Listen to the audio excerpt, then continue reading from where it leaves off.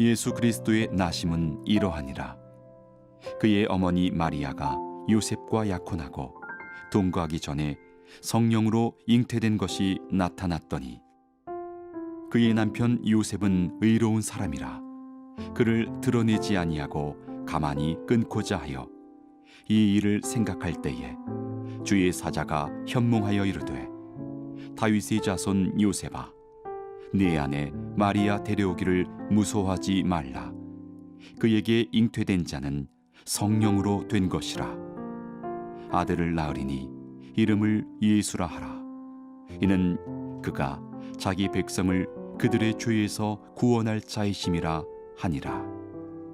이 모든 일이 된 것은 주께서 선지자로 하신 말씀을 이루려 하심이니 이르시되 보라 처녀가 잉태하여 아들을 낳을 것이요 그의 이름은 임마누엘이라 하리라 하셨으니 이를 번역한즉 하나님이 우리와 함께 계시다 함이라. 요셉이 잠에서 깨어 일어나 주의 사자의 분부대로 행하여 그의 아내를 데려왔으나 아들을 낳기까지 동침하지 아니하더니 낳음에 이름을 예수라 하니라. 오늘 주신 말씀을 통해서 죄에서 구원해 주실 예수님이라는 제목으로 함께 말씀을 묵상하겠습니다. 마태는 예수님으로부터 시작해서 아담에게까지 족보를 기록하고 있습니다. 1절 말씀입니다. 아브라함과 다윗의 자손 예수 그리스도의 계보라. 마태복음 1장 앞부분에 기록되어 있는 예수님의 족보는 어떤 의미를 갖고 있을까요? 다시 말하면 왜 마태복음은 예수님의 족보를 이렇게 기록했을까요? 몇 가지 중요한 의미가 담겨 있을 겁니다. 먼저는 예수님은 어떤 조작된 인물이 아니라 역사 속에 실존하는 인물이었다는 사실에 의미하는 것입니다. 예수님의 족보는 예수님이 이 땅에 인간으로 오신 참 하나님이라는 사실을 증명하기에 충분합니다. 또 예수님이 가정과 역사의 주인공이라는 사실을 우리에게 암시하는 것입니다. 누가 주인공이냐? 개인의 삶에서, 가정에서, 역사에서 오직 예수님이 주인공이라는 사실을 알려주고 있는 것이죠. 또 한 가지 이 족보에서 발견되는 것은 낳고 낳는 말을 반복합니다. 살았다, 죽었다 이런 표현이 없습니다. 왜 낳고라는 표현만 있을까요? 이게 단순한 표현이지만 그 속에 깊은 영적인 의미를 담겨 있습니다. 우리 그리스도인들에게는 부활신앙이 있습니다. 우리에게는 죽음이 없다는 것이죠. 낳고 이것은 바로 영생을 의미하는 것이라 말씀할 수 있습니다. 비록 우리는 육신으로는 죽지만 그 영은 하나님과 영원히 함께하기 때문에 낳고라고만 표현되어 있는 것입니다. 또 한 가지 이 족보에서 발견되는 것은 일반적인 족보는 그 집안의 가장들이 기록되어 있고 그 가장들로 그 계보가 계속해서 이어져 가는 것을 볼 수가 있습니다. 그런데 이 예수님의 족보를 보면 특이한 사항이 발견되는데 몇몇 여인들이 등장한다는 것입니다. 3절에 보면 유다는 다말에게서 베레스와 세라를 낳고 베레스는 헤스론을 낳고 헤스론은 람을 낳고 5절에 살몬은 나압에게서 보아스를 낳고 보아스는 루색에서 오벳을 낳고 오벳은 이새를 낳고 6절에 이새는 다윗 왕을 낳으니라 다윗은 우리아의 아내에게서 솔로몬을 낳고 이렇게 기록을 합니다. 여기에 보면 다말, 라합, 룻, 우리아의 아내 밧세바 이 4명의 여인이 등장을 합니다. 그리고 16절에 가면 마리아가 등장을 하죠. 여기 앞부분에 기록되어 있는 이 여인들의 공통점이 있습니다. 인간적으로 보면 굉장히 비천한 여인들이었다는 것입니다. 비천하기보다 더 심하게 말하면 상당히 허물이 많은 여인들이라는 것입니다. 다말은 어떤 여인입니까? 시아버지 유다를 속이고 유다와 동침을 해서 임신하여 아들을 낳았습니다. 또 라합은 기생이었습니다. 룻은 인생이 참 기구한 사람이었죠. 밧세바는 다윗과 불륜관계였던 여인이었습니다. 여러분, 그렇다면 이런 허물도 많고 자랑할 것도 없는 여인들을 왜 족보에 기록했을까요? 빼버려야 더 속이 시원하고 이 여인들을 기록하지 않는 것이 오히려 족보에 더 도움이 될 것 같은데 왜 기록했을까? 이유는 한 가지입니다. 성경은 모든 사람들을 공평하게 환영한다는 것입니다. 어떤 사람들은 흠이 많기 때문에, 허물이 많기 때문에 배척하고, 허물이 없는 사람들, 죄가 없는 사람들, 의로운 사람들만을 환영하는 그러한 성경이 아니라 성경은 모든 사람들에게 공평하게 환영을 하고 있습니다. 세상은 직업이나 학벌이나 가문이나 신분 차별을 두지만 복음은 모든 사람들을 차별 없이 환영한다는 것이죠. 하나님은 모든 사람들에게 공평하게 사랑한다는 것입니다.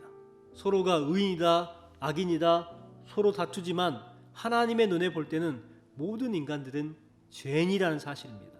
또 한 가지, 이 여인들은 한결같이 유대인이 아니었습니다. 다 이방인들이었어요. 이방인들이 이렇게 기록된다는 것은 구원은 유대인에게만 계획된 것이 아니라 모든 유대인과 모든 이방인을 포함한 인간을 위하여 계획된 하나님의 구원이요, 성경은 모든 사람들에게 동일하게 적용되는 말씀이라는 것입니다. 그러므로 우리는 세상을 바라보고 세상 사람들을 바라볼 때 이 같은 하나님의 시각으로 그들을 바라보아야 합니다.